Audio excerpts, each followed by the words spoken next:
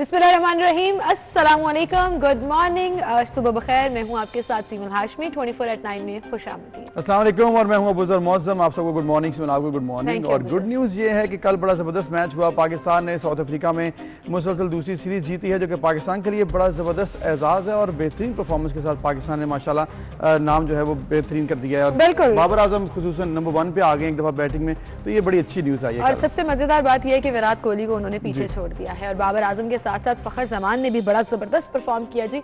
और हमारा सर जो है वो फ़खर से बुलंद हो गया और फ़खर जमान ने एक बार फिर मुसलसल दूसरा ये मैच है जिसमें उन्होंने सेंचुरी बना ली है। पिछले वाले मैच में अफसोस था कि वो डबल सेंचुरी नहीं बना सके, सिर्फ 7 स्कोर से रह गए, लेकिन इस दफ़ा भी बड़ी ज़बरदस्त परफॉर्मेंस की उन्होंने। और इसके साथ साथ कल का मैच जो है वो बड़ा इंटरेस्टिंग भी था, मुश्किल लग रहा था। रेशो जो है वो थोड़ी सी ख़राब थी पाकिस्तान की, पाकिस्तान वर्सेस साउथ अफ्रीका। लेकिन इसके साथ साथ हसन अली ने कल जो एक ओवर में 4 छक्के लगाए हैं, तो मैं ये सोच रही थी कि उनको मुबारक हो, उनके घर बेटी हुई है और उस खुशी में उन्होंने कहा कि मैं बैटिंग में भी जबरदस्त परफॉर्म करूंगा। बड़ा अच्छा खेला पाकिस्तान, एक तो स्कोर भी 320 प्लस किया, फिर उसके बाद जब साउथ अफ्रीका को टफ टाइम भी दिया बॉलिंग में बैटिंग में, तो ओवरऑल बहुत अच्छी परफॉर्मेंस थी। फ़खर जमान ने अच्छी परफॉर्मेंस दी, तो मैन ऑफ द सीरीज हुए, मैन ऑफ द मैच कल बाबर आजम हुए। तो बेहतरीन परफॉर्मेंस पाकिस्तान ने, सबकी तरफ से पाकिस्तान की टीम को मुबारकबाद और अल्लाह करे T20 में पाकिस्तान ऐसा ही खेले। बिल्कुल, इसी साथ आगे बढ़ेंगे और कुछ पॉलिटिकल स्टोरीज भी डिस्कस करेंगे। कोरोना के जो वार जारी है थर्ड वेव में, उसको भी डिस्कस करेंगे और साथ ही साथ हमारे साथ डिफेंस एनालिस्ट भी होंगे, हमारे साथ डॉक्टर नौशीन हामिद भी मौजूद होंगी, हमारे साथ इलेक्ट्रिसिटी प्राइसेस में जो रेज आ रहा है और शुगर प्राइस का जो क्राइसिस चल रहा है उस पर भी हम बात करेंगे। लेकिन फिलहाल चलते हैं टॉप स्टोरीज की तरफ। और टॉप स्टोरीज में सबसे पहले जिक्र करेंगे कि पाकिस्तान में मजीद 98 अमवात हो चुकी हैं 24 घंटों में और 5329 नए केसेस भी रिपोर्ट हुए हैं। पाकिस्तान में मस्बत केसेस की शरह 10.69% हो चुकी है। इसी के साथ अगली स्टोरी की तरफ चलेंगे जी। पीडीएम का शोकॉज और नून लीग के इल्जामात, बिलावल भुट्टो ने अहम फैसलों के लिए सेंट्रल एग्जीक्यूटिव कमेटी का इजलास 11 अप्रैल को बुलवा लिया है। और फिर ये कहा जा रहा है कि मेरी वफादारी का इम्तहान लिया जा रहा है, मैं तो दोस्त था, दुश्मनी की जानिब क्यों धकेला जा रहा है। जहांगीर तरीन ने यह शिकवा किया। मुशीर एहतसाब शहजाद अकबर ने जवाब में कहा कि ये नहीं हो सकता कि दूसरों को पकड़ें और अपनों को छोड़ दें। इसके साथ साथ आज प्रोग्राम में डिस्कस करेंगे चीनी के बाजार में बदस्तूर गैर यकीनी रमजान मुबारक बड़े बहरान का पेश खैमा। पंजाब हुकूमत का सरकारी रेट पर इसरार, दुकानदारों का साफ इनकार। उधर अदालत का रमजान में चीनी की 80 रुपए फी किलो फराहमी यकीनी बनाने का हुक्म। और फिर जबरदस्त खबर जिसका हमने जिक्र किया, पाकिस्तान ने जनूबी अफ्रीका को तीसरे वनडे में 28 रन से शिकस्त देकर सीरीज 2-1 से अपने नाम कर ली। कामयाबी के बाद Shaheen world cup super league में सरफहरिस्त आ गए हैं। बिल्कुल, तो ये तो थी हमारी टॉप स्टोरीज और बाकायदा आगाज के शो का सबसे पहले हम जिक्र करेंगे जी। कल जब बैंकिंग कोर्ट में पेश हुए पाकिस्तान तहरीक इंसाफ के रहनुमा जहांगीर तरीन, और अब जरा आप देखिए कि उसमें उन्होंने जो बातें की हैं वो कहीं शिकवे करते हुए भी नजर आए, वो कहीं नाराज और नाला भी नजर आए और मुसलसल वो वज़ीर आज़म के करीबी साथियों का जिक्र करते हैं जो इस वक्त उनके करीब हैं। और जहांगीर तरीन ने यह कहा कि उन्हें यह लग रहा है कि उनको कॉर्नर जबरदस्ती किया जा रहा है। और उन्होंने ये भी कहा कि मेरे खिलाफ साजिश हो रही है, इमरान खान साहब इसका नोटिस लें। और फिर ये भी कहा जा रहा है, शहजाद अकबर जो कि एहतसाब के मुशीर हैं, उन्होंने कहा कि ऐसा नहीं हो सकता कि अपनों को छोड़ दें और दूसरों को हम पकड़ लें, क्योंकि यही नारा है पाकिस्तान तहरीक इंसाफ का कि इंसाफ सबके लिए होना चाहिए। ये तमाम मामला है क्या, फिर जो इकट्ठे हुए कल पीटीआई के कुछ रहनुमा उनके घर, वो क्या मैसेज देना चाहते थे, क्या इसका कोई इम्पैक्ट पड़ सकता है या नहीं, इस पर हम बात करेंगे। रसूल बख्श रईस साहब हमारे साथ मौजूद हैं, सीनियर एनालिस्ट हैं। बहुत शुक्रिया रसूल साहब, आपने वक्त दिया। जो कि सिचुएशन है कल देखिए, हमने जहांगीर तरीन साहब के जब वो कोर्ट में पेश हुए, फिर जो उन्होंने बात की, फिर राजा रियाज साहब भी गुफ्तगू कर रहे थे, आपको क्या लग रहा है कि कुछ स्ट्रॉन्ग मैसेज देना चाहते थे या फिर सिर्फ कुछ परेशानी का इजहार था और ये चाहते थे कि हल हो जाए? मेरा ख्याल ये है कि वज़ीर आज़म साहब को, क़यादत को, लेकिन इसके साथ ये भी कि जो नाइंसाफी तरीन साहब के हुई है वो इजहार है। और बात ये भी है कि एक तरफ सियासी लोग हैं जिनके अवाम में जड़े हैं और वोट लेके आते हैं, दूसरी जानिब वो लोग तहरीक इंसाफ की हुकूमत में बैठे हुए हैं जिनका अवाम से, जमहूरियत से, इंतखाबात से कोई ताल्लुक नहीं, वो ऊपर से लाए गए हैं। शहजाद अकबर उनमें से हैं और वज़ीर आज़म साहब के जो प्रिंसिपल सेक्रेटरी हैं वो भी एक ब्यूरोक्रेट हैं और जिनकी शोहरत कोई अच्छी नहीं रही। और ये लोग बैठ के करते हैं, अपने लोगों को प्रमोट करते हैं। अगर सियासत गैर सियासी लोगों के हाथ में दी जाए तो मैं नहीं समझता कि लोग जो तहरीक इंसाफ के साथ हैं वो मुतमईन रहेंगे। तो अदम इत्मीनान का इजहार भी उन्होंने किया और जाहिर है कि तहरीक इंसाफ के अंदर वो लोग मौजूद हैं जो तरीन साहब को बहुत अच्छा कारकुन भी मानते हैं, कायद भी मानते हैं और उनकी जो कंट्रीब्यूशन है तहरीक इंसाफ के उभरने में उनके भी मोतरफ हैं। मेरा नहीं ख्याल है कि इमरान खान साहब को इस बारे में खामोशी साध लेनी चाहिए, देखना चाहिए कि क्या है। असल में जो शुगर इंक्वायरी कमीशन बनाया गया था उसमें भी ऐसे लोगों को बिठाया गया था जो तरीन साहब को ये साबित करें और सारे मिल ओनर्स को ये साबित करें कि ये गड़बड़ कर रही हैं और शफाफियत नहीं है, और उनको इस तरह से उनका घिराव किया गया है। मेरे ज़ाती तौर पर जो मैं जानता हूँ जहांगीर तरीन साहब के बारे में कि वो साफ सुथरे आदमी हैं, लेकिन मैं ये ज्यादा नहीं, इससे ज्यादा कह सकता। जो उनकी जो एक शोहरत है अपने इलाके में वो नहीं है जो शुगर कमीशन में पेश की है या शहजाद अकबर जिनके बारे में बातें कर रहे हैं। वो एक अलग शुगर सब्सिडी स्कैंडल तो एक अलग से बड़ी इंपॉर्टेंस रखता है, जिसमें हम मुसलसल ये बात भी करते थे कि पंजाब हुकूमत खास तौर पर को भी जवाब देना होगा, क्योंकि शुगर मिल्स ने खुद से सब्सिडी तो नहीं ले ली ना, जिसने सब्सिडी दी है क्वेश्चन तो उनके ऊपर भी लगना चाहिए। अब ये मामला अलग है, लेकिन अगर हम इसको पॉलिटिकल सिनेरियो में देखें, जिस तरह से कल वो अदालत में आए, शिकवे शिकायत करते रहे, फिर कल रात को हमारे प्रोग्राम दस्तक में रेहान तारिक से गुफ्तगू करते हुए खुरम लगारी ने भी दो टोक ऐलान किया कि बस इशारे के मुंतजर हैं, अगले 5 रोज हुकूमत के लिए बड़े अहम हैं। कोई 25 से 30 जो मेंबर्स हैं वो जहांगीर तरीन के साथ खड़े हैं। तो क्या आपको लग रहा है कि ये एक वॉर जोन स्टार्ट हो जाएगी पॉलिटिकली, या ये सिर्फ शिकवे शिकायत तक बात रहेगी? देखिए, ये अभी तो कुछ नहीं कह सकते, ये अगले 4-5 दिन जिस तरह आपने कहा कि उसमें वाजे हो जाएगा कि या ये शिकवे शिकायत है या ये है कि ये 25 लोग अगर अलहदा हो जाए तहरीक इंसाफ से तो बुज़दार हुकूमत पंजाब में नहीं रह सकती, बिल्कुल नहीं रहेगी, बिल्कुल। और अगर पंजाब में नहीं रह सकती तो वफाक में भी मेरे ख्याल में कि एक जल्जले का खतरा है। तो जाहिर है कि वफाक की हुकूमत को बचाने के लिए और उसकी इफादियत और उसकी इस्तेदाद बरकरार रखने के लिए जरूरी है कि वो पंजाब में हुकूमत बना के रखें।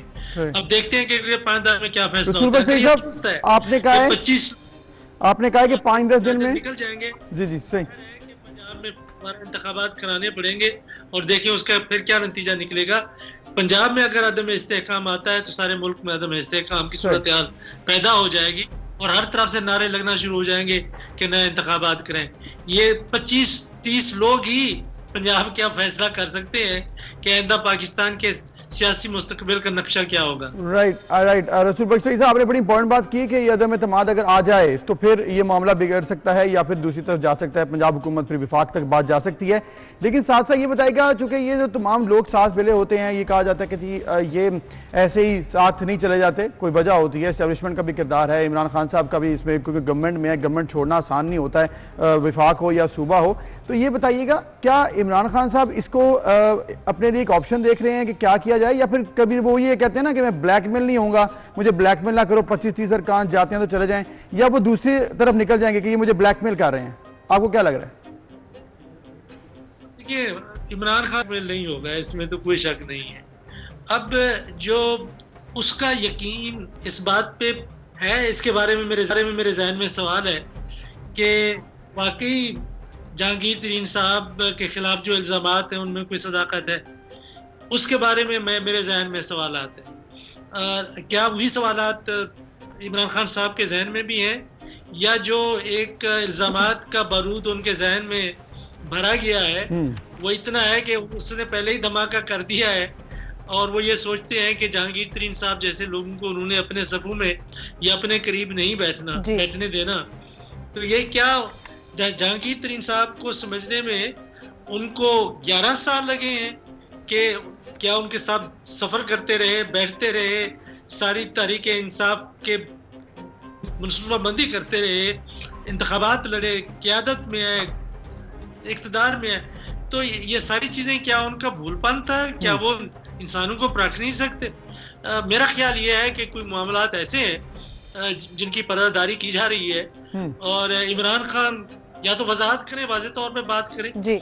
लेकिन जो उनका इस वक्त जो रवैया है जहांगीर साहब के साथ, वो तो जो इल्जामात है उनकी तस्दीक करता है। सही, वो और लाताल्लुकी का जो एहतजाज रवैया है वो बहुत कुछ कहकर भी नहीं कह पाता। रसूल बख्श साहब, जाते जाते ये मामला तो हमने डिस्कस किया, लेकिन दूसरी तरफ जरा ऑपोजिशन को भी डिस्कस कर लेते हैं। और पीडीएम ने जो शोकॉज दिया, नून लीग ने इल्जामात लगाए, अब पीपल्स पार्टी ने उसका जवाब देना है। अब सीईसी की मीटिंग होनी है, क्या लगता है आपको पीपल्स पार्टी क्या जवाब देगी? एएनपी ने तो अलहदगी इख्तियार कर ली, कि आपको लगता है पीपल्स पार्टी भी ये कहेगी कि हम अब इस इत्तेहाद का हिस्सा नहीं है? वो कहें या ना कहें, लेकिन वो इत्तेहाद का हिस्सा तो नहीं है। उन्होंने अपने तौर पे ये फैसला कर लिया कि उनके जो सियासी मफादात पंजाब में हैं, सिंध में हैं, वफाक में हैं, उनका तकाजा है कि मियाँ नवाज शरीफ की पॉलिसी को उन्होंने फॉलो नहीं करना, उनके बयानिए के साथ नहीं चलना। उन्होंने तो राह अलहदा अपने लिए मुतय्यन कर ली है। बाकी ये एक फॉर्मल तरीका है। सीईसी की जब मीटिंग होगी उसके बाद देखें कि वो बयानात इस किस्म के नहीं देंगे कि हम निकल के जा रहे हैं, वो यही कहेंगे कि हम पीपल्स पार्टी और कौम और मुल्क और जमहूरियत के मफाद में हुकूमत और उन ताकतों के खिलाफ जिद्दोजहद करते रहेंगे जो गैर जमहूरी है, इस किस्म का बयान होगा। लेकिन वो फॉर्मली अपने आप को अलहदा नहीं करेंगे। ठीक है, फॉर्मली अपने आप को अलहदा नहीं करेंगे, ऑपोजिशन करते रहेंगे और अपोजिशन अपनी अपनी होगी। ऐसे लग रहा है सिचुएशन, इससे फायदा किसको होगा, गवर्नमेंट को, पीपल्स पार्टी को या नून लीग को, ये तो वक्त ही बताएगा। बहुत शुक्रिया आपका रसूल बख्श रईस साहब, आपने गुफ्तगू की हमारे साथ। इसी के साथ नाज़रीन हम एक ब्रेक की तरफ चलते हैं, ब्रेक ले लेते हैं। ब्रेक के बाद जब दोबारा हाजिर होंगे तो हम डिस्कस करेंगे पाकिस्तान में कोरोना की सिचुएशन क्या है, वैक्सीन की सूरत हाल क्या है, और बच्चों में तशवीशनाक तक ये नंबर जो हैं वो बढ़ते चले जा रहे हैं। इसके साथ साथ हम ब्रिटेन मिनिस्टर ने जो पाकिस्तान में विजिट किया है और उनकी मुलाकात हुई है वज़ीर आज़म से और आर्मी चीफ से, इसको भी डिस्कस बड़ी करेंगे। अहम मुलाकातें हुई हैं जी, और ये पाकिस्तान के ताल्लुकात रशिया से बहाल होने में बहुत इंपॉर्टेंट एस्पेक्ट हो सकता है। इसके क्या इम्पैक्ट हो सकते हैं, इस पर बात करेंगे एक ब्रेक के बाद।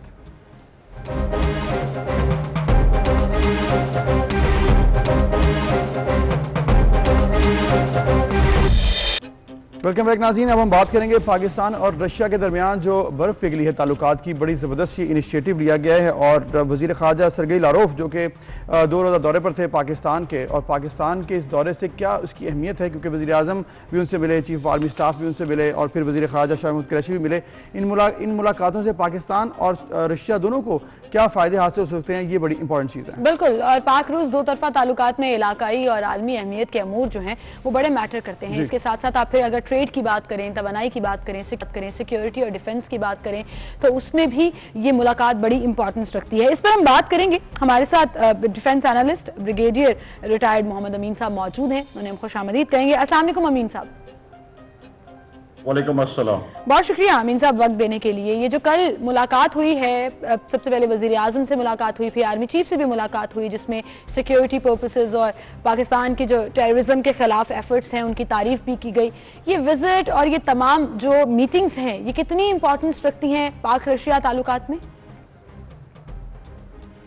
ये इंतहाई इम्पोर्टेंट है। इसके बैकग्राउंड में आप देखें तो ये बेसिकली हमारा और रशिया का जो रिलेशन है वो शुरू हुआ तकरीबन जो 9/11 और उसमें हमारी जो चीजें हैं वो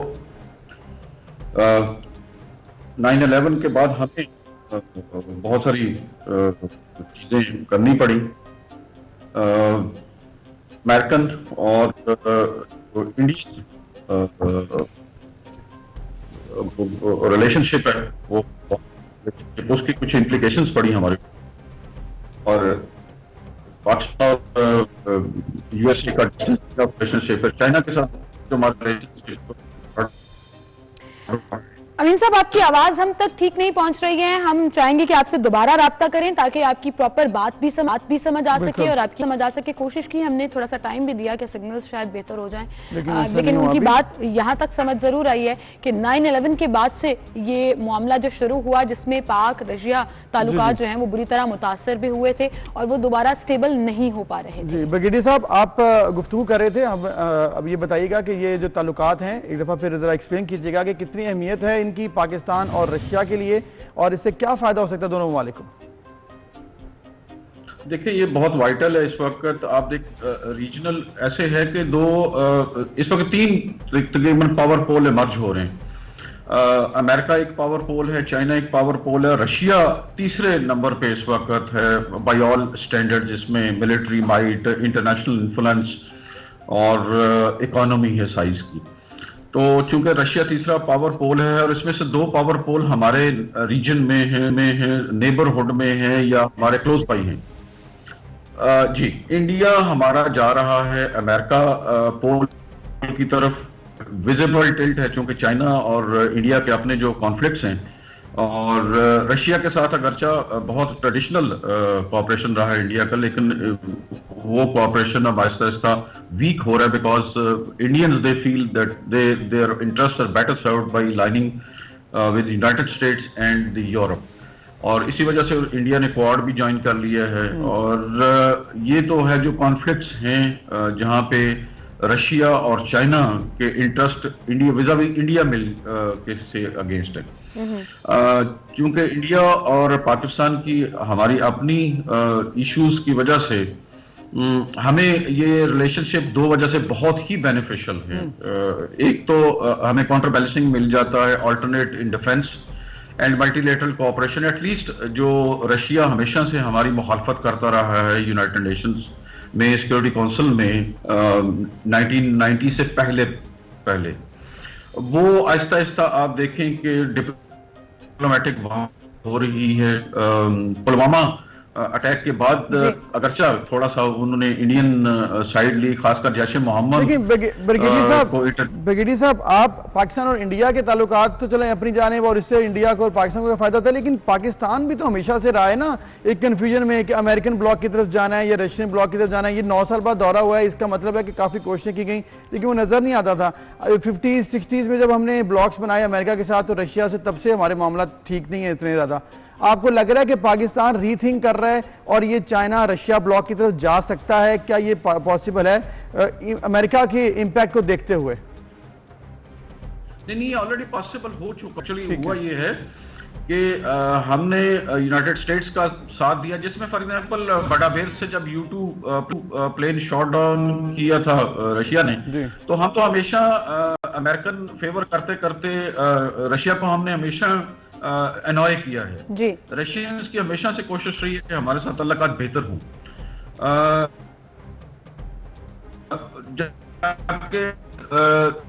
जो हमारे अगेंस्ट रशिया ने डायरेक्ट इन्वॉल्वमेंट की वो ये था कि कम्युनिस्ट रजीम को अफगानिस्तान में सपोर्ट करना।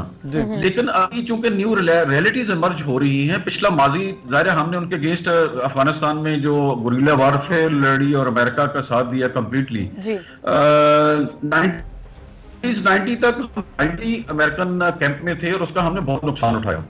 लेकिन जो 2001 के बाद और आहिस्ता आहिस्ता जिस तरह पावर पोल अभी वीक हो रहे हैं, American power is going weaker day by day, तो उसके अगेंस्ट हमें रशिया का एक नेचुरल अलायंस मिल रहा है। और ये बहुत अभी नहीं हुआ वार्मिंग अप, ये वार्मिंग अप 2004 से शुरू हुई है। देखिए हमारे तीनों army chief, general Kayani, general Raheel Sharif और जनरल बाजवा, इन्होंने 2012, 2015 और हमारे एयर चीफ ने विजिट की हुई है। नेवल एक्सरसाइजेस इनके साथ चल रही हैं। लेकिन ब्रिगेडियर साहब होता ये है कि आपने बड़े आराम से कह दिया कि अमेरिकन पावर पोल जो है वो वीक हो रहा है, लेकिन अभी ऐसे कुछ असरात नजर नहीं आ रहे। और फिर होता ये है कि हम ऐसे नेचुरल अलायंस की तरफ जाते हैं तो एक अननोन सा प्रेशर आता है, उसके बाद हम बैक स्टेप पर चले जाते हैं और इतना बैक स्टेप पर चले जाते हैं कि भूल जाना चाहते हैं कि ये मीटिंग हुई भी है। ऐसे है कि अभी चूंकि आप इसके इंडिकेशन मैं आपको देता हूं कि हमारी स्टेबिलिटी आ रही है रिलेशन में बहुत ज्यादा जी। नंबर 1, हमने जॉइंट एक्सरसाइजेस की हैं, पाकिस्तान में भी की हैं और रशिया में भी की हैं जॉइंट एक्सरसाइजेस। और एक मिलिट्री एक्सरसाइज जो थी वो तो इंडियन ट्रुप्स भी हमारे साथ मौजूद थे 2018 में जो रशिया में एक्सरसाइज हुई थी। नंबर 1।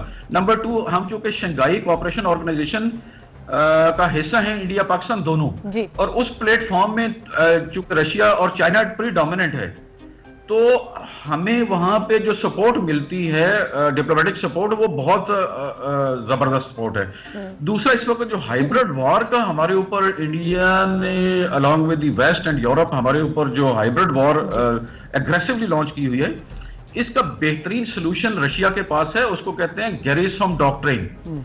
उनके चीफ था, मिलिट्री चीफ गेरिसम, उसने ये डॉक्ट्रिन दिया था कि how to fight the hybrid war. हमारी अभी आपको पता है मिलिट्री ट्रेनिंग भी शुरू हो चुकी हुई है। जब अमेरिका ने अंडर ट्रंप एडमिनिस्ट्रेशन हमारे पे पाबंदी लगाई थी, उसको आईमेट प्रोग्राम कहते हैं, international military education and training program. आपको याद हो कि 2018 में पाबंदी, 16 में पाबंदी लगा दी थी उसने, और इसके अल्टरनेट इमीडिएटली हमें फिर रशिया ने और चाइना ने पैकेज दिया था कि हम आपके मिलिट्री ऑफिसर्स को वो ट्रेनिंग देते हैं और आप हमारे मिलिट्री ऑफिसर्स वहां जा रहे हैं। तो हमारी जो there are lot of proofs के हमारी जो फॉर एग्जांपल जब उन्होंने हमारा मिलिट्री हार्डवेयर अमेरिकन ने रोका, तो MI-35 जो अटैक हेलीकॉप्टर्स हैं वो हमें रशिया ने दिए। बिल्कुल सही कह रहे हैं आप, ऐसे एग्जांपल्स मौजूद हैं कि हम एक्चुअली प्रैक्टिकली जो है वो अब इस अलायंस को ऑप्ट भी कर रहे हैं और एक्सेप्ट भी कर रहे हैं। ब्रिगेडियर साहब, आपका बहुत शुक्रिया, आप हमारे साथ मौजूद थे। और बात उनकी, हम चाइना के साथ अलायंस बनाकर थोड़ा सा अमेरिका की नाराजगी मोल ले सकते हैं, तो हम रशिया के साथ भी कर सकते हैं। हमें सिर्फ ये देखना है कि हमारा अपना फायदा किसमें है और अपने इंटरेस्ट कहां। जैसे कहा जाता है कि सबसे पहले पाकिस्तान, तो उसको ही फोकस करना चाहिए। उसके अलावा पाकिस्तान के लिए जहाँ पर कुछ अच्छी खबरें भी आई इंटरनेशनल मामलात में, वहीं पर एक बैड न्यूज़ ये है कि फुटबॉल की बैनुल-अक़वामी तंजीम फीफा ने पाकिस्तान फुटबॉल फेडरेशन की रुकनीत मुअत्तल कर दी। और ये खबर हमने डिस्कस की भी थी कि ये होने जा रहा है, ये शोर मचा हुआ था, लेकिन इस पर कोई काम नहीं किया गया, किसी ने नोटिस नहीं लिया उस तमाम इंसिडेंट का। और अब ये हुआ कि फीफा काउंसिल के ब्यूरो ने तीसरी पार्टी की मुदाखलत की वजह से फौरी तौर पर पाकिस्तान फुटबॉल फेडरेशन को मुअत्तल कर दिया,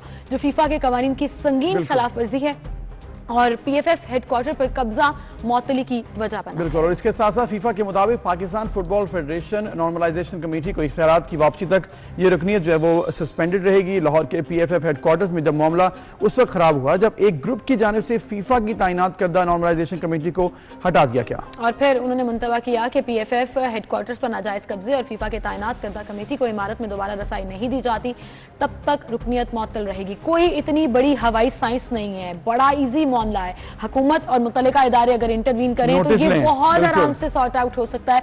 बट मसला सिर्फ ये है कि बॉदरेशन नहीं है, nobody is bothered about it कि आपका इंटरनेशनल इमेज क्या जा रहा है। तो पाकिस्तान के लिए, पाकिस्तान के टैलेंट के लिए, फुटबॉल फेडरेशन के लिए बड़ा जरूरी है कि इस वक्त गवर्नमेंट आगे आए और मामला सेटल करे और फीफा को ये कहे कि आइंदा से ऐसा नहीं होगा, क्योंकि पाकिस्तान के लिए बड़ा जरूरी है। बिल्कुल, इसी के साथ एक ब्रेक लेते हैं, ब्रेक के बाद दोबारा हाजिर होंगे।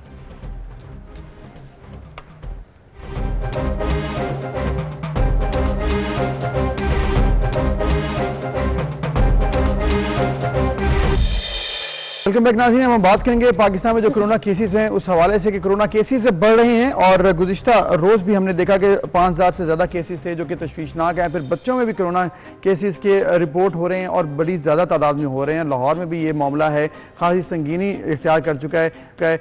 एक तरफ तो ये कोरोना केसेस, फिर SOPs की खिलाफ वर्जियाँ और फिर वैक्सीन, ये तमाम मरला जिसे पाकिस्तानी कौम को बड़े तरीके से गुजरना होगा क्योंकि इस वक्त बहुत ज़रूरी है। बिल्कुल, पाकिस्तान में गुज़श्ता 24 घंटों में 98 अमवात हुई और 5329 नए केसेस सामने आए। इस पर हम बात करेंगे। पार्लिमानी secretary health doctor Nausheen Hamid हमारे साथ मौजूद हैं। अस्सलाम वालेकुम डॉक्टर साहिबा, बहुत शुक्रिया वक्त देने के लिए। डॉक्टर साहिबा, केसेस फ्लक्चुएट तो हो रहे हैं क्योंकि हमने देखा कि 5000 का फिगर पहले भी क्रॉस किया था, लेकिन गुज़श्ता 2 रोज से 4000 प्लस केसेस जो है 4000 प्लस केसेस आ रहे थे। अब फिर से दोबारा 5300 प्लस केसेस हैं। आप क्या देख रही हैं, ये कोई सर्ज है या मुसलसल ग्राफ जो है वो डाउन नहीं हो पा रहा है थर्ड वेव में? जी, बिस्मिल्लाहिर्रहमानिर्रहीम। देखिए, इस वक्त ये जो है, जैसे हम कहते हैं हम एक प्लेटो अचीव कर लें जिसके बाद फिर वो पीक नीचे आना शुरू होती है। अभी तक वो सिचुएशन नहीं आई है और दिन ब दिन जो हॉस्पिटल एडमिशंस हैं वो बढ़ते जा रहे हैं। और इस वक्त जितने लोग हॉस्पिटलाइज्ड हैं वो पहली वेव को हम बहुत ज्यादा समझ रहे थे कि एक बहुत बड़ी और खतरनाक वेव थी। तो इस वक्त जो आज के दिन तक जो हॉस्पिटल एडमिशन्स हैं वो पहली वेव को एक्सीड कर चुके हुए हैं। तो इसका मतलब है कि ये पहली वेव से ज्यादा ये वेव जो है ये डेंजरस साबित हो रही है और ज्यादा लोगों को इन्वॉल्व कर रही है। तो इस वक्त बिल्कुल सिचुएशन बहुत सीरियस है। डॉक्टर साहब, पहली वेव में तो सब लोग आइसोलेट भी हॉस्पिटल में हो रहे थे, अभी तो एट होम आइसोलेशन फैसिलिटी भी अवेलेबल है, तो दैट मीन्स सिचुएशन डबल खतरनाक है। जी बिल्कुल, इस वक्त क्योंकि बहुत सारे लोग अब चूंकि इसको इतना यूज्ड हो गए, पूरी फैमिलीज जो है वो इसमें इफेक्टेड हैं और वो लोग टेस्ट भी नहीं करवा रहे हैं और बस होम आइसोलेशन में है। तो इसलिए इस वक्त डेफिनेटली केसेस का बहुत ज्यादा सर्ज आया हुआ है और जिस तरह से हम देख रहे हैं कि लोग अभी भी सीरियस नहीं हो रहे एसओपीज के लिए, तो इसमें मजीद भी इजाफा हो सकता है। पर दुआ यही है कि अब लोग जो है वो थोड़ी सी बिल्कुल, आपकी बात बिल्कुल ठीक है डॉक्टर साहबा कि जिम्मेदारी का सबूत देना चाहिए लोगों को और इसके साथ साथ गवर्नमेंट भी अपनी कोशिश पूरी कर रही है। एक और मामला जिस पर आपने कहा कि पूरी फैमिलीज अब अफेक्ट हो रही हैं, दैट मीन्स कि बच्चे भी अफेक्ट हो रहे हैं। बच्चों में ये मामला पहले हमने नहीं देखा था, लेकिन लाहौर में एक हफ्ते में 111 बच्चे वबा से मुतासर हुए, इस्लामाबाद में और दीगर शहरों से भी यही रिपोर्ट्स आ रही हैं कि बच्चे मुतासर हो रहे हैं। इसको कैसे देख रही है गवर्नमेंट, किस तरह से डील करने की कोशिश करेगी, क्योंकि बच्चे तो वैसे ही बड़े फ्रेजाइल होते हैं, उनको कैसे मैनेज किया जा रहा है? देखिए, सबसे पहले तो मैं ये क्लैरिफिकेशन आपको कर दूं कि पिछली दफा भी बच्चे इफेक्ट हुए थे और उस वक्त रेशियो जो था वो 3% था ऑफ टोटल केसेस। तो इस दफा भी बच्चों का रेशियो जो अभी तक एनसीओसी की रिपोर्ट मेरे पास है उसमें अभी भी बच्चे 3% ही टोटल पॉपुलेशन के इफेक्टेड हैं। तो इसलिए कोई बच्चों के उसमें परसेंटेज में ज्यादा इजाफा नहीं हुआ। पिछली दफा शायद ये चीज इतनी हाईलाइट नहीं हुई थी और दूसरी बात ये कि पिछली दफा शायद बच्चों में सिम्टम्स इतने नहीं थे इस दफा, मगर पॉजिटिविटी उस वक्त भी उनमें थी। इस दफा सिम्टम्स थोड़े से ज्यादा नजर आ रहे हैं और दूसरी बात ये कि क्योंकि इस दफा नंबर ऑफ केसेस बहुत ज्यादा है इसलिए वो हमें ऐसे लग रहा है कि बहुत ज्यादा बच्चे इफेक्ट हो रहे हैं, वरना वो 3% का रेशियो जो पिछली दफा था ऑफ टोटल पॉपुलेशन इस दफा भी अभी तक जो मेरे पास लेटेस्ट रिपोर्ट थी उसमें 3% ही है। बच्चों के लिए भी जाहिर है कि फैसिलिटीज जो है वो मौजूद है, उनको भी जहाँ जरूरत पड़ रही है, चिल्ड्रन हॉस्पिटल लाहौर हो गया, यहाँ पे हमारे जितने भी हॉस्पिटल्स हैं वहाँ सब बच्चों के लिए भी पीडियाट्रिक वार्ड्स मौजूद हैं और जहाँ पे जरूरत पड़ रही है उनको हॉस्पिटलाइजेशन की या मेडिकेशन की वो कर रहे हैं। मगर फॉर्चुनेटली बच्चों में सिम्टम्स बहुत ज्यादा सिवियर नहीं होते। कोई बीच में से एक तो एक्सेप्शनल केस आ जाए, अगर वो बच्चे ऑलरेडी किसी और प्रॉब्लम में एस्थमेटिक है या कुछ है तो वो हो सकता है, मगर अभी तक फॉर्चुनेटली बच्चों में सिवियर सिम्टम्स नहीं है। बिल्कुल डॉक्टर साहब, जैसा कि आपने जिक्र किया कि ये 3% पर रेशो है, लेकिन ये परसेंटेज और ये जो फिगर्स हैं ये आप भी जानती हैं कि ठीक नहीं है। आपने अभी खुद ही कहा कि लोग टेस्ट ऑफ नहीं करा रहे, लोग टेस्ट नहीं करा रहे, लेकिन वहीं पर अगर हम चूंकि हम लाहौर बेस्ड हैं और लाहौर का जिक्र करूं तो यहाँ पर हॉस्पिटल में जाकर जो लोग टेस्ट कराना भी चाहते हैं वो आगे से कह देते हैं किट्स अवेलेबल नहीं है। हमारे अपने जानने वालों के साथ ऐसा हुआ, किट्स अवेलेबल नहीं है या टेस्ट नहीं किए जा रहे प्रायोरिटी के ऊपर, तो इसमें सिस्टम के ऊपर भी तो सवालिया निशान लगता है। देखिए, गवर्नमेंट की तो पूरी कोशिश है कि हम ना टेस्ट में कोई कमी आए, कि एटलीस्ट जो पहुंच जाता है डायग्नोस्टिक्स तक उसके टेस्ट जरूर हो जाए। अगर कोई स्पेसिफिक जगह अगर आप मुझे बता दें कि किस जगह पर ये टेस्ट नहीं हो रहे हैं तो किया जाएगा, वरना मेरे लिए ये कि गवर्नमेंट फैसिलिटीज में जो है वो टेस्ट जो है वो हो रहे हैं, जो जाता है उसका जरूर हो जाता है और घरों में जहाँ जरूरत। ठीक है डॉक्टर साहबा, अगर जाते जाते आप ये भी बता दें कि टेस्ट और फैसिलिटीज़ तो अपनी जानिब, लेकिन जो वैक्सीन की सिचुएशन है वो कितनी देर तक मजीद बेहतर हो सकती है ताकि ज़्यादा वैक्सीन पाकिस्तान आए, ताकि ज़्यादा लोगों को लगे, अगर क्विकली बता सकें। जी देखें, अभी तक जितनी वैक्सीन आ गई है उसमें से हम लोग 10 से 11 लाख के दरमियान लोगों को लग चुकी हुई है और 20 लाख लोगों ने रजिस्ट्रेशन कराई है। तो इसमें यह है कि रजिस्ट्रेशन के लिए भी मेरी दरखास्त है कि लोग सामने आए और 50+ की जो पॉपुलेशन है वो अपनी रजिस्ट्रेशन कराए। इसके बाद इंशाल्लाह कुछ दिनों तक 40+ के लिए भी खुल जाएगी। इस वक्त वैक्सीन की सिचुएशन ये है कि हमारे पास इस महीने में 70 लाख मजीद डोजेस जो हैं वो हमारे पास आ जाएंगी, जिसमें से 30 लाख जो हैं वो सिंगल डोज कैंसिनो बाय होगी, जिसकी सिर्फ एक ही डोज लगानी पड़ेगी। और 40 लाख डोजेस हमारे पास साइनोफार्म की ये अप्रैल के महीने में स्केड्यूल्ड है। उसके बाद जून, जुलाई, अगस्त में मजीद जो मई, जून, जुलाई उसके बाद के हर महीने के हिसाब से जो है वो पाइपलाइन में डोजेस हैं।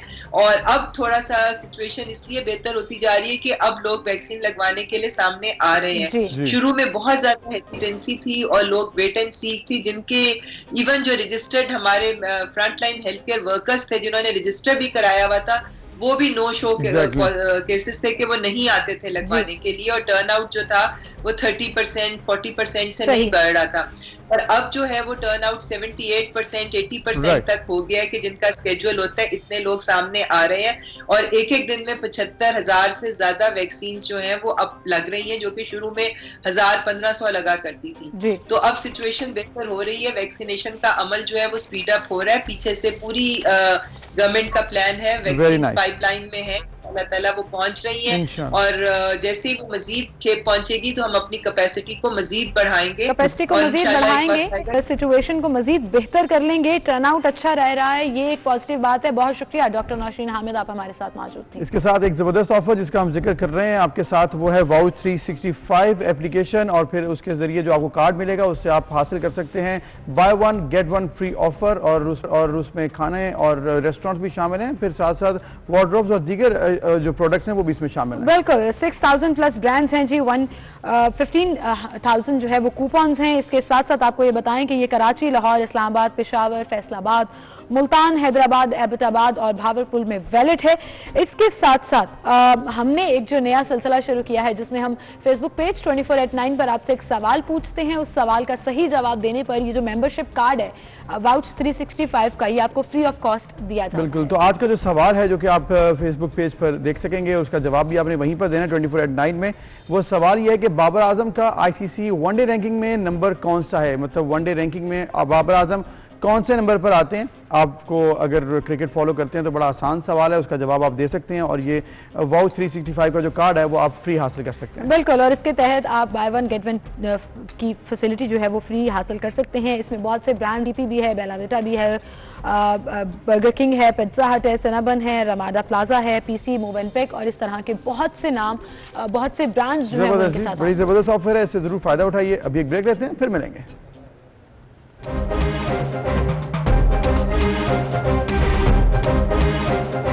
वेलकम बैक, एक बार फिर से आपको खुश आमदीद। अबू ज़र, आप अपनी चाय में चीनी पीते हैं?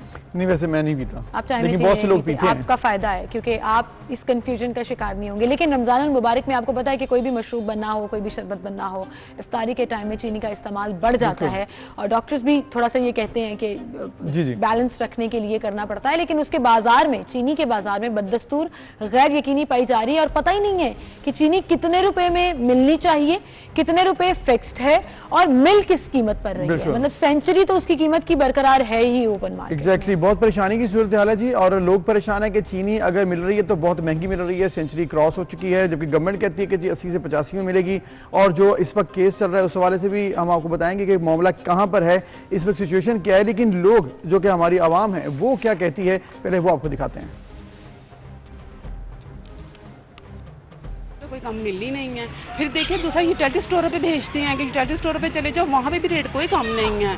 वहाँ पे वो कहते हैं जी घी आप लेंगे 15-2000 की जितने वो करेंगे फिर आपको ये चीज़ मिलेगी, वरना मिलेगी नहीं। नहीं, झूठ बोल रहे हैं, सब झूठ बोल रहे हैं। कोई 50 रुपये देंगे, जो बंदा खाने वाला चीनी एक आटा, यही दो चीज़ें खानी होती है, यही अपने में नहीं मिलेगी तो हम खाएंगे क्या। जब तो कह रहे थे बड़े हावे दावे बढ़ रहे थे, हम यूँ कर देंगे, यूँ कर देंगे, अब कुछ भी नहीं कर रहे।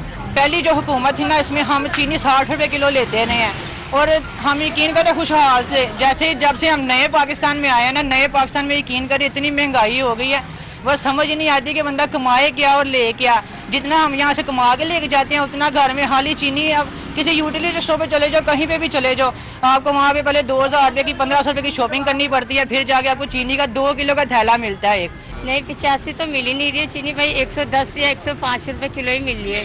हाँ जी, बिल्कुल आसानी से बिक रही है, लेकिन 110 रुपये केजी बिक रही है, 85 में कहीं भी नहीं है। पूरे बाजार में यह हाल है, 110 रुपये चीनी मिल रही है। जहाँ मर्जी आप सर्वे कर लें 110 रुपये चीनी मिल रही है। महंगाई का बहुत बड़ा बुरहान आया हुआ है। ये इमरान खान साहब को भी पता है बुरहान आया है, लेकिन इमरान खान साहब ने अभी तक एक्शन कोई नहीं लिया। सवाए सियासतदानों को पकड़ दकड़ में उन्होंने वक्त ज़ाया कर दिया और इस तरफ उन्होंने ध्यान नहीं दिया। अब ऊपर से रमज़ान आ गए हैं, रमज़ान का देख लें, हर चीज़ जो है ना आसमान से बातें कर रही है। मैं कल यूटी स्टोर पर गया हूँ, वहाँ पर चीनी बिल्कुल पड़ी ही नहीं। वो हालांकि कह रहे हैं कि 85 रुपये किलो मिल रही है, गवर्नमेंट ये कह रही है, किसी के पास भी नहीं है।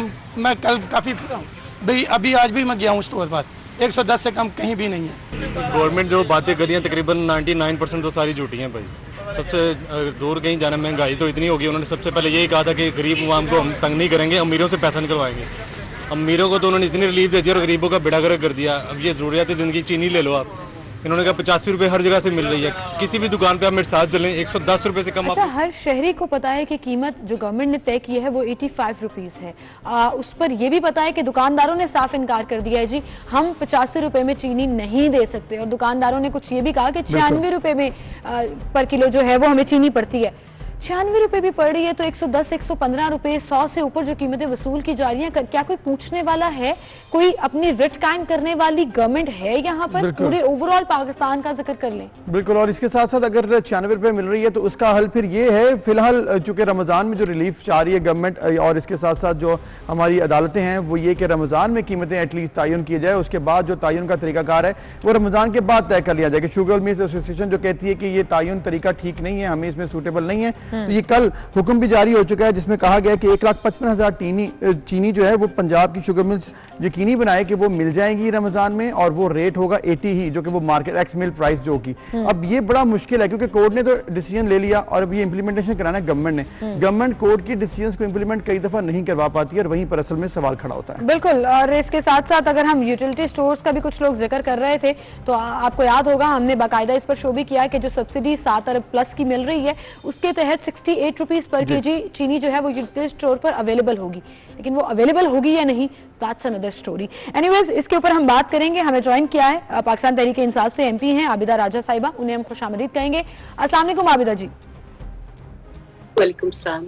बहुत शुक्रिया वक्त देने के लिए। आबिदा जी, ये चीनी का जो बाजार है बदस्तूर गैर यकीनी का शिकार है। गवर्नमेंट ने क्या मेक श्योर करना है, इम्प्लीमेंटेशन कराना है जो कीमतें खुद गवर्नमेंट तय करती है उस पर? बिस्मिल्लाहिर्रहमानिर्रहीम। आप सबसे जो वज़ीर आज़म में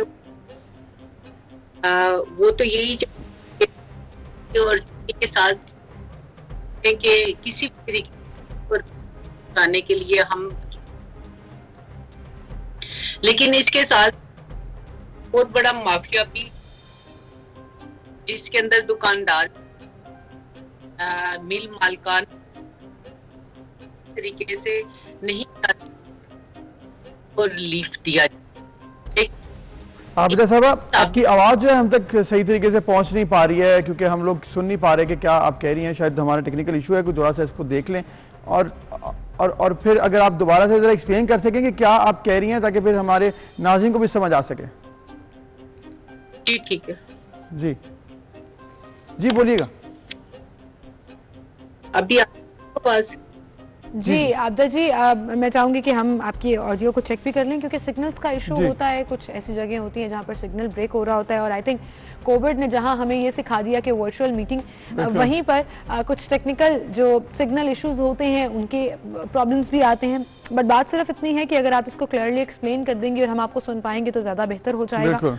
एहतसाब का नारा लगा देना, महंगाई कम करने का नारा लगा देना, ये तमाम चीज़ें, माफियाज की बात कर देना, ये तमाम चीज़ें हम सुन रहे हैं। वज़ीर आज़म ऑलमोस्ट अपने हर खिताब में ये कहते हैं। सवाल सिर्फ ये है कि इम्प्लीमेंटेशन कब से शुरू होगा। बिल्कुल, तो आबिदा जी बताइएगा, ये जो अब कोर्ट ने भी ऑर्डर्स दे दिए हैं, गवर्नमेंट भी चाह रही है, अब क्या होगा? क्या ये जो इम्प्लीमेंटेशन है 80 रुपये एक्स मिल प्राइस जो कहा गया है रमजान में हो जाएगी, इम्प्लीमेंटेशन कैसे की जाएगी? गवर्नमेंट क्या प्लान कर रही है?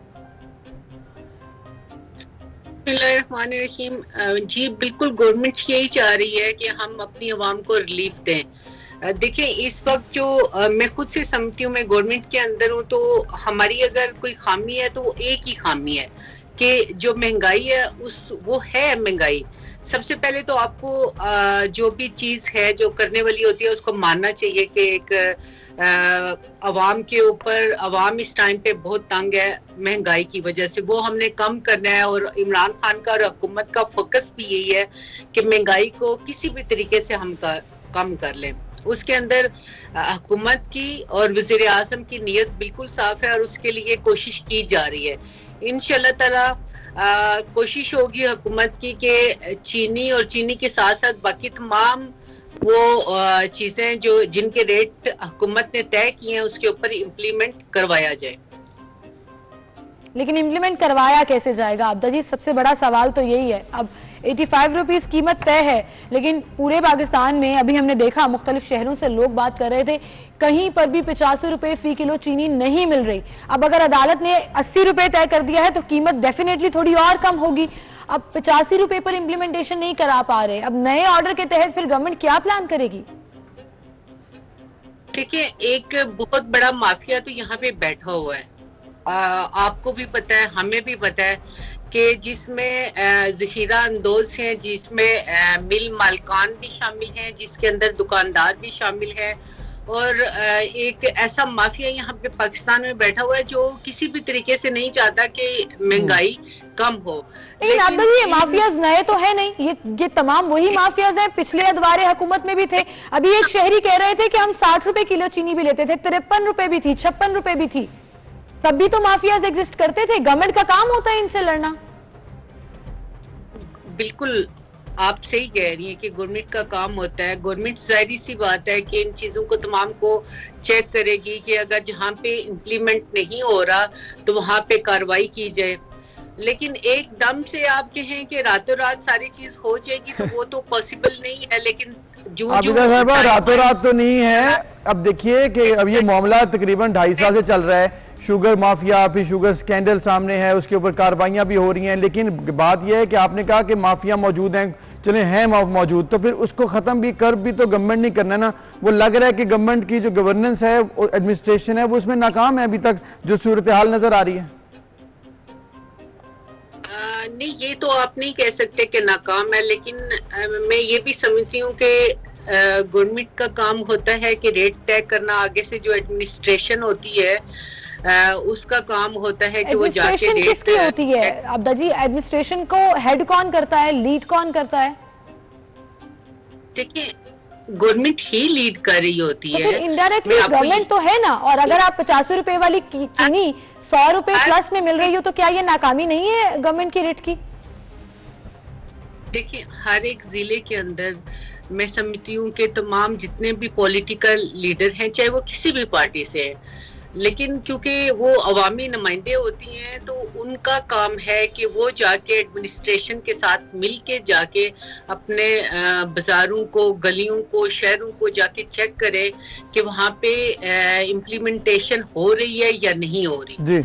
ये अब होगा कि वो घर बैठ के खाली टीवी देखते रहे और टीवी के ऊपर महंगाई का शोर सुनते रहे, बल्कि हम सबका इंक्लूडिंग माई सेल्फ, हम सबका ये काम बनता है कि हम अपनी साहब, आपकी बात बिल्कुल ठीक है, आपकी बात बिल्कुल ठीक है कि ये काम बनता है सबका, लेकिन ऐसा नहीं हो पा रहा। अगर जाते जाते आप ये बता दें कि जो कोर्ट ऑर्डर्स हैं 80 रुपए फी किलो फराहम करने का हुक्म दिया है कोर्ट ने, क्या ये आप मेक श्योर कर लेंगे, ये पॉसिबल हो जाएगा पहले रमजान से पहले? ये आपको लग रहा है कि मुश्किल है? क्योंकि अभी अगर पता लग जाएगा लोग उम्मीद नहीं बांधेंगे।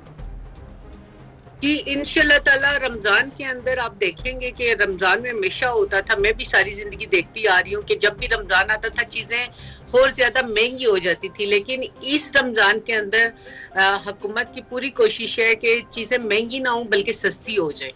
चलिए ठीक है, देखते हैं कि ये पॉसिबल है या नहीं। उम्मीद करते हैं गवर्नमेंट के पास कोई जादू की छड़ी है शायद कि हो जाएगा जो एक महंगाई का मुसलसल ऑर्डर होना भी चाहिए। जादू आपको के कोर्ट ने ऑर्डर कर दिए, अब आपको इम्प्लीमेंटेशन करानी है कोर्ट ऑर्डर के तहत। अगर आप इसमें भी नाकाम होते हैं तो फिर एडमिनिस्ट्रेशन ऑब्वियसली जवाब दे है कि वो ऐसा क्यों नहीं कर पाई, और गवर्नमेंट उसकी जो है वो जवाब देगी एडमिनिस्ट्रेशन जो वो काम क्यों नहीं करवा पाए। गवर्नमेंट जवाबदेह होगी या नहीं होगी ये एक अलग सवाल है, लेकिन सिर्फ ये कह देना, जो एक बात है कि माफियाज एग्जिस्ट करते हैं, जो एक बात है कि हम कोशिश कर रहे हैं, हम फोकस किए हुए हैं, हम नोटिस ले रहे हैं, अब ये नहीं चलेगा। एक्चुअली इम्प्लीमेंटेशन और प्रैक्टिकल चीजें नजर आनी चाहिए। बिल्कुल, एक ब्रेक लेते हैं फिर मिलते हैं।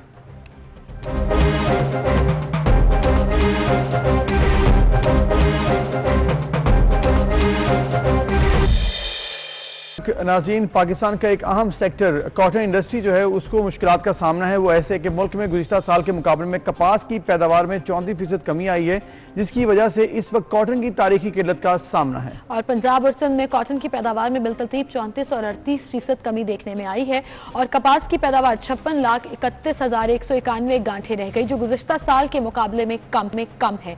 और अगर आइंदा आने वाले दिनों में कपास, चूंकि सूती धागा बरामद भी किया जा रहा है और इस बरामद का सिलसिला कंटिन्यू रहा और बरामद से हम इनकार कर चुके हैं कि इंडिया से हमने कॉटन नहीं लेनी, तो फिर आपका टेक्सटाइल सेक्टर, जिसकी आपने पिछले साल बहुत तारीफें की, बहुत कहा कि हालात बेहतर हो गए हैं, हमें ऑर्डर्स मिल रहे हैं, हमारी जो इंपोर्ट है वो बेहतर हो जाएगी, अब इसमें हमारी जो एक्सपोर्ट है वो बेहतर हो जाएगी, अब इसमें टेक्सटाइल सेक्टर मुतासर होगा ना सिर्फ, बल्कि मजदूरों की जो जॉब्स हैं वो भी तो ये पूरी इंडस्ट्री मुतासर हो रही है। इसकी वजूहात क्या है? आखिर क्यों नहीं टारगेट अचीव कर सके, या पिछले साल का ही जो हमने रिकॉर्ड बनाया था वो क्यों नहीं हम अचीव कर सके? ये क्या वजूहात हैं इसकी? फिर ये जो इंडस्ट्री है कॉटन इंडस्ट्री, ये आगे जाकर एहतजाज भी करना चाह रही है। 8 अप्रैल को आज भी एहतजाज करना था। अब ये सिचुएशन है क्या, क्यों आखिर इस तरफ सिचुएशन गई? हम बात करेंगे पाकिस्तान हॉजरी मैन्युफैक्चरर एसोसिएशन के एक्स चेयरमैन हैं मियां नईम अहमद साहब, उनसे हम जान लेते हैं। मियां साहब, बहुत शुक्रिया आपने वक्त दिया। ये जो सिचुएशन है इस वक्त के कहा जा रहा है कि लास्ट ईयर के हिसाब से भी इस दफा कॉटन प्रोड्यूस नहीं हो सकी, वजह क्या है इसकी? टारगेट क्यों नहीं अचीव हो सके? देखें, बिस्मिल्लाहिर्रहमानिर्रहीम, पहले तो बहुत शुक्रिया इस जो इस वक्त हमारा जो क्राइसिस है उसको हाईलाइट करने का 24 का। तो ये जो टोटली क्राइसिस है ये कोई कुदरती आफत नहीं है, ये टोटली बैड गवर्नेंस और मैन मेड है।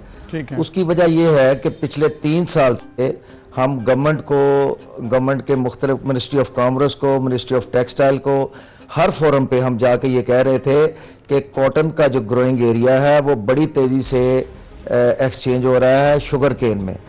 तो आप इसके लिए कोई जोन बनाएं, जो कॉटन ग्रोअर एरिया है उसकी जोन में शुगर केन की ममानियत होनी चाहिए, जो जिस तरह पहले जोन हुआ करती थी। तो उधर धड़ाधड़ गवर्नमेंट ने उस पर कोई तवज्जो नहीं दी, उधर जाके शुगर मिलने लगनी शुरू हुई। जब शुगर मिल्स उधर लगी तो जो कॉटन का ग्रोअर था उसको कोई कॉटन सपोर्ट फंड नहीं मिल रहा था, उसको सब स्टैंडर्ड बीज मिल रहे थे, उसको इन्फीरियर क्लास जो है वो पेस्टिसाइड मिल रही थी। इसकी वजह से उसकी फसल पहले ही मुतासर थी, वो दिल बर्दाश्त था।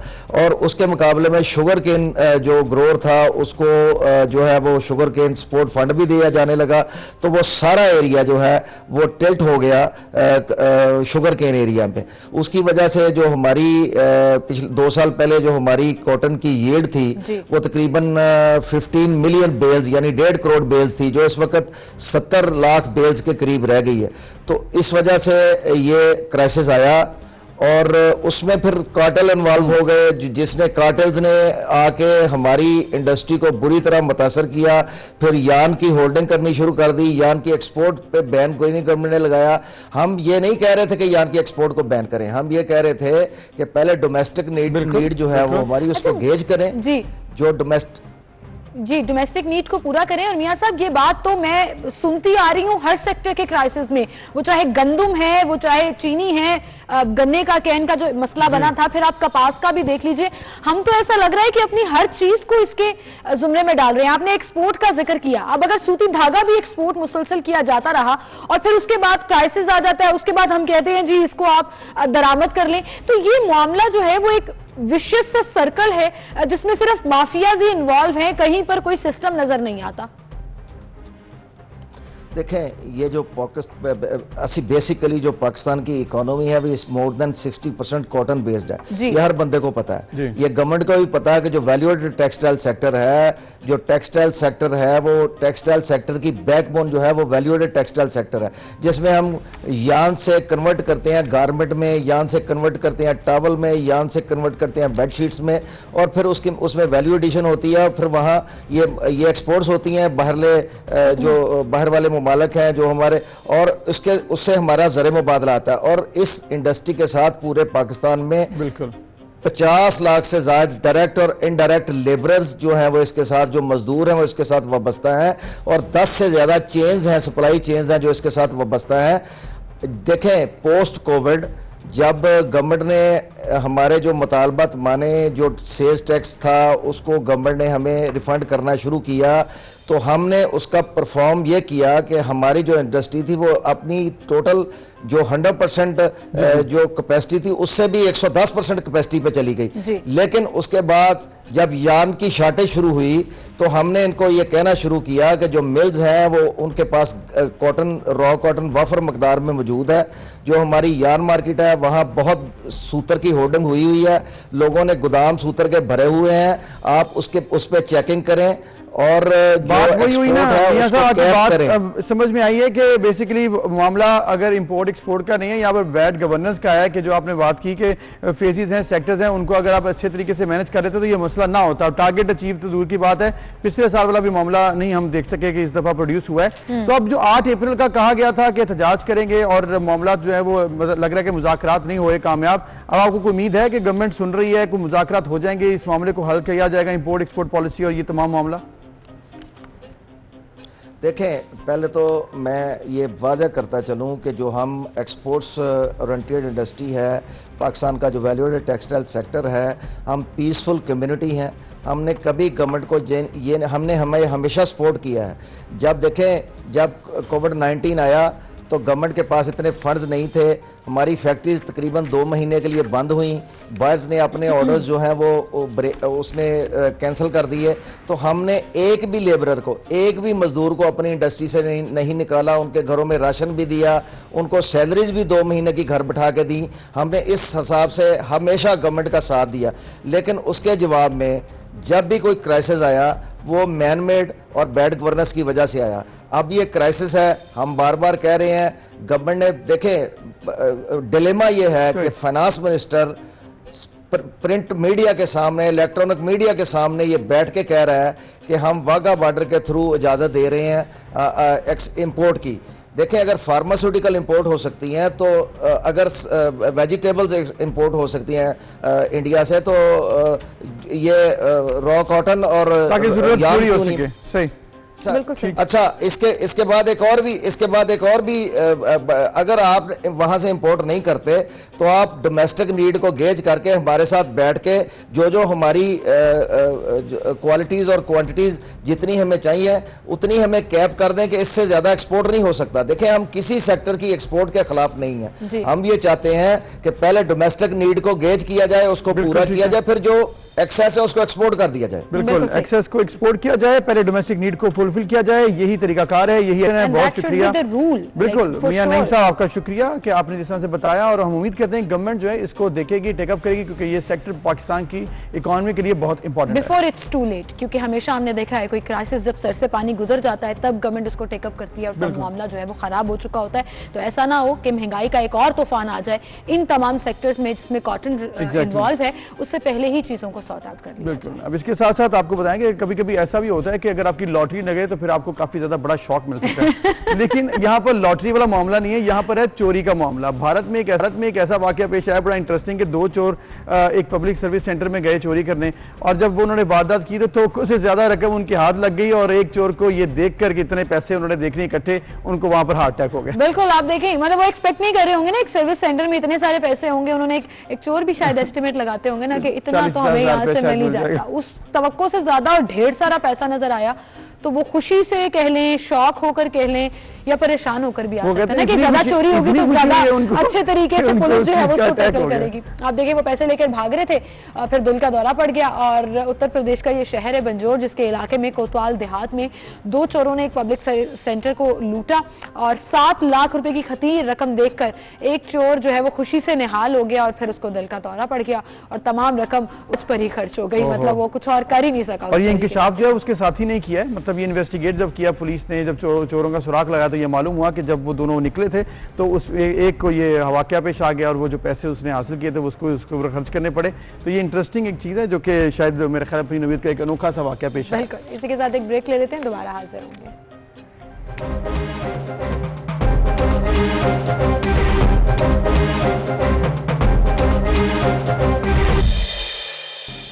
Welcome back. कि एक बार फिर से आपको खुशामदीद कहेंगे। मुजफ्फरगढ़ में एक अनोखा वाक़या पेश आया जी, जहां पर एक ऐसे रेस्क्यू एहलकार के चर्चे हैं जिसने 3 इंसानी जिंदगियां बचाई।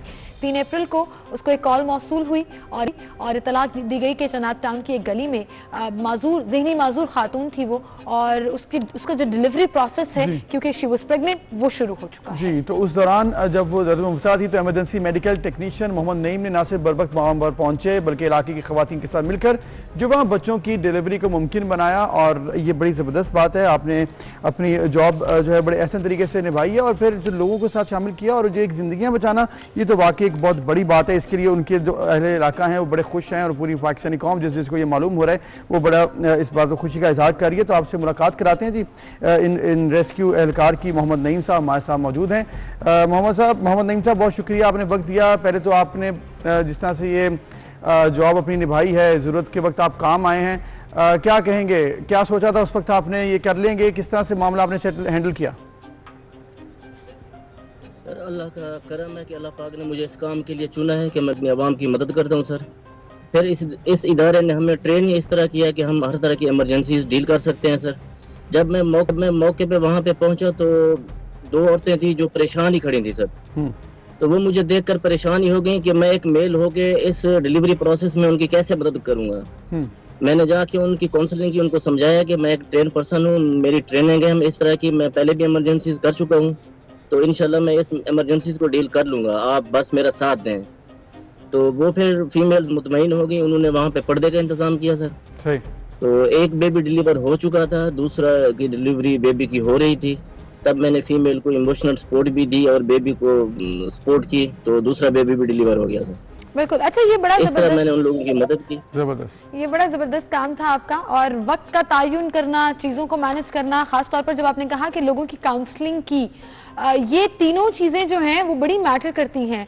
सो आपको क्या लगा कि आप कर सकोगे या नहीं, ख़ास तौर पर ऐसा एरिया जहाँ पर लोग थोड़ा सा इन चीज़ों को बेहतर नहीं समझते कि डिलीवरी के वक्त वहाँ पर एक मेल मौजूद हो? जी, उनको पहले यकीन नहीं आ रहा था, इसलिए तो वो कंफ्यूज थे। वो मुझे पहले ही उन्होंने कहना कि आप मेल हो कि ये कैसे करोगे। जब मैंने उनको समझाया कि मैं ये केस पहले भी डील कर चुका हूँ, मेरी ट्रेनिंग भी है, आप तसल्ली रखें, आप बस मेरा साथ लें, आप फीमेल के लिए पर्दे का इंतजाम करें, बाकी मैं जैसा कहता हूँ आप लोग वैसा करते गए। तब वो मुतमईन हो गए। सही, तो ज़बरदस्त है, ये तो बड़ी खुशी की बात है, वो मुतमईन हुए, आपकी बड़ी अच्छी ट्रेनिंग है, इसमें कोई शक नहीं है। तो ये बताएं, जब ये मामला हल हो गया, एक तो खुशी है अपनी जानिब कि आपको बड़ी खुशी हुई कि आपने तीनों जिंदगियां बचाई, फिर अहले इलाका जो है वो बड़े फैन हो गए आपके, बड़े चर्चे आपके, क्या इस वक्त सिचुएशन है? जी बिल्कुल खुशी हुई सबसे ज्यादा मुझे कि जब वो बेबीज रोए, और उनकी माँ को भी मैंने सेफली गाड़ी में शिफ्ट किया, DH शिफ्ट कर दिया। तो जो अहले इलाका वहाँ पे जो 1-2 तो मौजूद थे, बाकी जब गाड़ी का हूटर बजा फिर और लोग इकट्ठे हो गए, तो एप्रिशिएट कर रहे थे, वो खुश थे कि उनको यकीन नहीं आ रहा था कि इस तरह मतलब मैं काम कर लूंगा।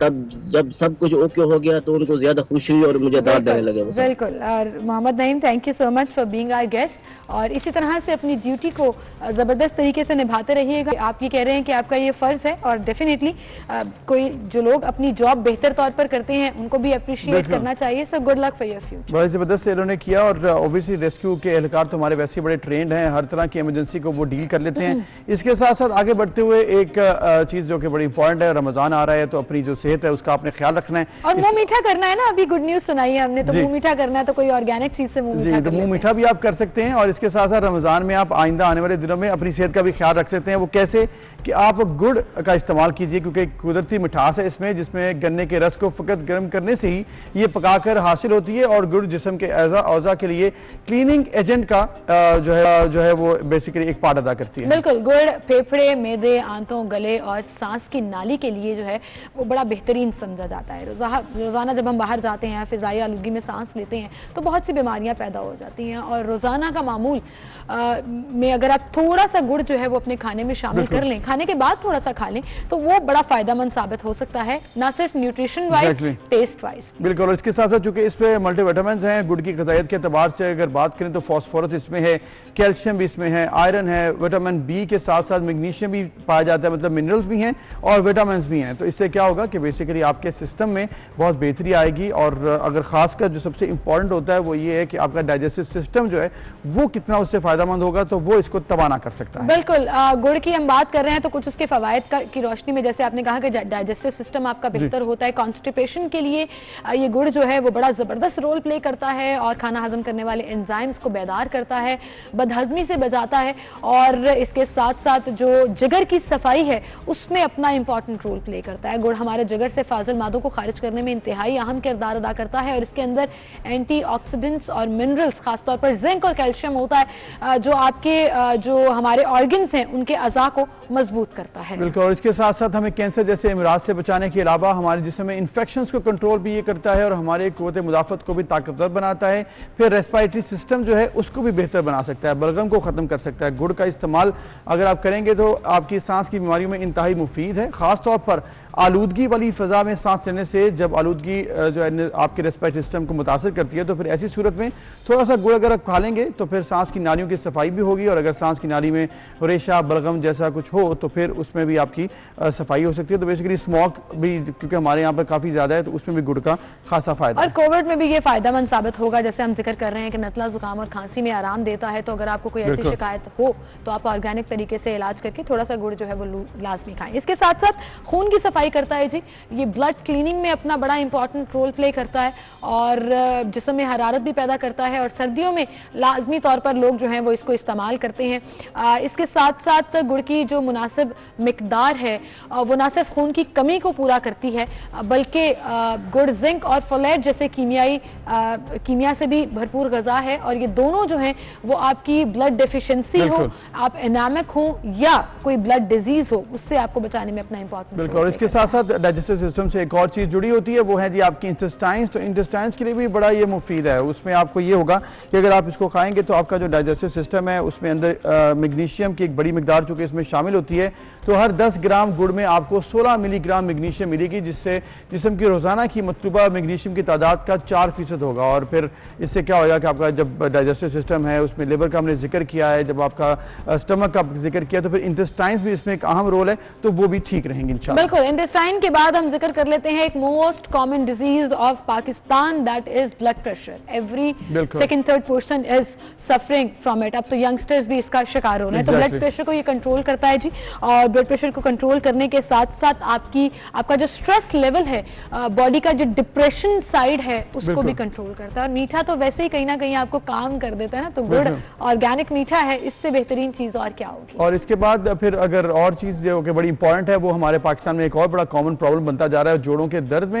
ये भी मुफीद होगा अगर आप जोड़ों के दर्द में मुब्तला हैं, तो फिर गुड़ आपके लिए इंतहाई मुफीद इसीलिए है कि आप इसे जोड़ों के दर्द की सूरत में अदरक के साथ अगर इस्तेमाल करें या फिर गर्म दूध में पीना शुरू कर दें तो ये आपकी हड्डियों को मजबूत करेगा और जोड़ों की दर्द में आपको इंशाल्लाह ताला वो जैसे कहते हैं ना कि राहत मिल सकती है। बिल्कुल, और वो आपने अदरक का जिक्र किया ना, तो फिर आप चाय पीजिए गुड़ वाली और उसमें थोड़ा सा अदरक डाल लीजिए, कॉम्बिनेशन भी हो जाएगा, चाय भी हो जाएगी। लेकिन गर्मियों में ये ज्यादा नहीं पीनी चाहिए, डॉक्टर मना करते हैं।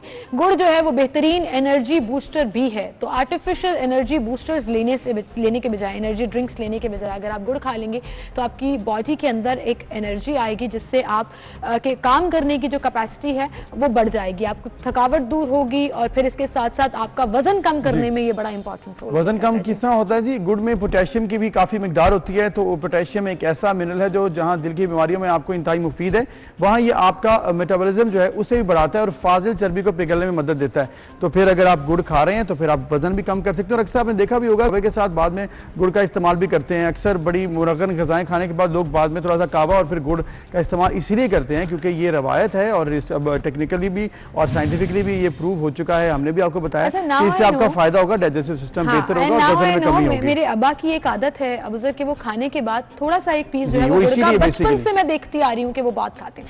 सो नाउ आई नो कि वो क्यों खाते हैं और आई थिंक इसको पार्ट ऑफ रूटीन बना लेना चाहिए, लेकिन इसका ज़्यादा इस्तेमाल नहीं करना चाहिए क्योंकि इसके अंदर हाई कैलोरीज भी होती हैं। अगर आप एक मुकर्ररा मिकदार से ज़्यादा गुड़ खाना शुरू कर देंगे तो आप पतले होने के बजाय मोटे होते चले जाएंगे और वो आपके लिए एक और प्रॉब्लम बन जाएगी। सो मुनासिब मिकदार में अगर आप इसको ले रहे हैं तो फायदे ही फायदे हैं, ज़्यादा लेंगे तो फिर नुकसान एवरीथिंग इज बैड, ये तो हम हमेशा से कहते भी है। कोई भी हमने आपको जब भी फ्रूट के बारे में बताया, किसी सब्जी के बारे में बताया या फिर इस तरह से कोई भी अगर चीज़ का जिक्र किया है तो हमेशा ये चीज़ बड़ी इंपॉर्टेंट होती है कि आपने इसमें जो आपने जो चीज़ खानी है उसकी जो मिकदार है वो हमेशा मुतवाज़न रखें। जैसे कि हमने ड्राई फ्रूट्स का भी जिक्र किया, दीगर फ्रूट्स का, सब्जियों का, जो भी चीज़ आप खा रहे हैं, गुड़ का भी आज हमने डिटेल में बात की है, तो आपने इसकी मुतवाज़न ग़िज़ाई खानी है क्योंकि मुतवाज़न ग़िज़ाई बेसिकली आपको उसका फ़ायदा हासिल हो सकता है। अच्छा, एक और टिप मैं आपको देती चलूँ, खुश हो जाएंगे आप, मैंने भी एक टिप ऐड कर दिया। उसमें फरासत साहब ने तो बड़ी डिटेल में लिखा था, लेकिन उसमें ये टिप है कि डॉक्टर्स जो अक्सर कहते हैं, और मैंने बहुत लोगों से, बहुत डॉक्टर्स से ये कंफर्म किया है कि वाइट शुगर के बजाय अगर आप शक्कर का इस्तेमाल शुरू कर देंगे, दैट इज मेड फ्रॉम गुड़, मतलब गुड़ का इस्तेमाल, वो ज्यादा हेल्दी हो जाएगा। तो चीनी आ गई, हमने अभी देखा ना कि कितनी महंगी हो गई है, तो गुड़ इस्तेमाल करें ना, चाय में भी शक्कर डालें, मिठास के लिए जो है वो आप सिर्फ गुड़ का इस्तेमाल करें। बड़ा फेवरेट बल्कि लोगों का नाश्ता भी, रोटी शक्कर लोगों का बड़ा फेवरेट होता है कि गुड़ को पीस के। मेरा ख्याल है कि थोड़ा चीनी को अवॉइड करें, बल्कि कैंपेन्स भी चल रही होती हैं ट्विटर पे, मैंने देखा था अवॉइड शुगर, अवॉइड आप चीनी को छोड़ दें।